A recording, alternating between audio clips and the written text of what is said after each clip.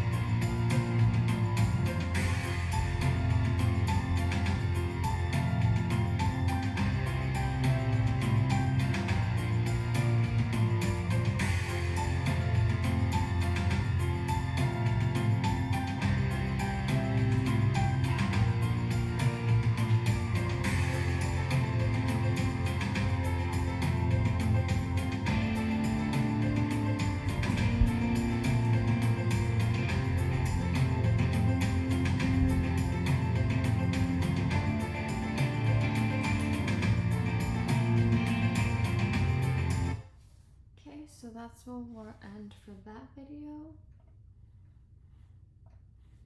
Okay, so just a little recap of Freddie Mac. So it is a federal home loan mortgage corporation. It's publicly traded and government-sponsored enterprise. It was created in 1970 and is headquartered in Tysons, Virginia. And so basically they purchase mortgages and then sell them to investors. So the fraud that was committed, they had misreporting of their performance, profitability, and growth trends. And then additionally, senior management gave pressure to have the company report earnings that looked smooth and dependable for the investors. So they had actually understated by almost $5 billion in 2 years, and then they overstated $1 billion in another year. They did restate or reissue their financial statements, and so that's how this I guess issue came to the eyes of everybody. It was because they did restate their financial statements. So if they wouldn't have done that, I'm not sure how they would have found out about it. But they did report them, and they found out that they did understate and overstate their earnings to, as it says here, look smooth and dependable for the investors. And then the main issues that led to this fraud, one is the corporate culture. There was constant pressure that disregarded the laws from the senior management because they wanted their reports to look the way that was good to the investors. They kind of did whatever they had to make them look that way. And then the corporate image, there was emphasis, as already stated, on steady earnings that the senior management had presented to the marketplace. So they were actually known as Steady Freddie, and so they didn't want to look like they weren't steady. So because they kind of had that title, they didn't want to lose that title. And then also poor internal controls. They relied heavily on external auditors instead of focusing on their internal processes. So if they would have had better internal controls, there wouldn't be as many issues. But again, the corporate culture really has an effect on that, because even if you're supposed to have those internal controls, if the corporate culture doesn't allow for those internal controls to work efficiently or effectively, then it kind of goes against it and it doesn't help. Okay, and then for the most interesting part, the charges. So Freddie Mac paid a $50 million penalty, and this was expected to be distributed to injured investors through a fair fund. And then the executives that were charged, we had David W. Glenn, who was the president, COO, and vice chairman of the board. And then we have Vaughn A. Clark, who was the CFO, Robert C. Dean, the senior vice president, and Nazir G. Dosani, who is also a senior vice president.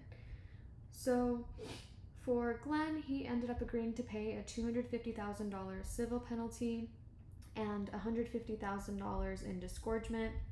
Clark agreed to pay a $125,000 civil penalty and $29,227 in disgorgement.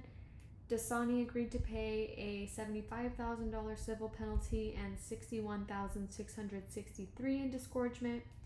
And finally, Dean agreed to pay a $65,000 civil penalty and $34,658 in disgorgement.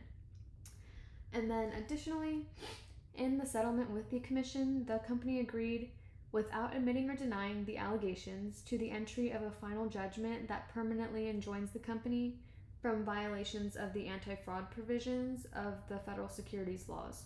So basically, at the end of it, they never really admitted or denied anything. So they just paid the settlement, they paid the penalty, and that was that. They didn't agree that they did anything. And then also without admitting or denying the allegations in the commission's complaint, Glenn, Clark, and Dasani agreed to the entry of a final judgment that permanently enjoins them from violating sections 17A2 and 3 of the Securities Act. And then also, because that one didn't include Dean, so Dean consented to the entry of a commission order requiring him to cease and desist from committing or causing any violations and any future violations of sections 17A2 and 3 of the Securities Act. And so basically they just had to pay what they had to pay, and that was it. Nobody went to jail or anything like that. This was more, I think, because they did restate their financial statements. They showed that they didn't make what they said they made, and then they fixed it. It kind of helped out in their charges. And they did pay, so it's not like they didn't want to pay. So they paid the settlement fees and their penalties, and that was that. And then these are my sources. Thank you for watching my video and taking the time to sit through it. I hope you guys have a good day. Thank you.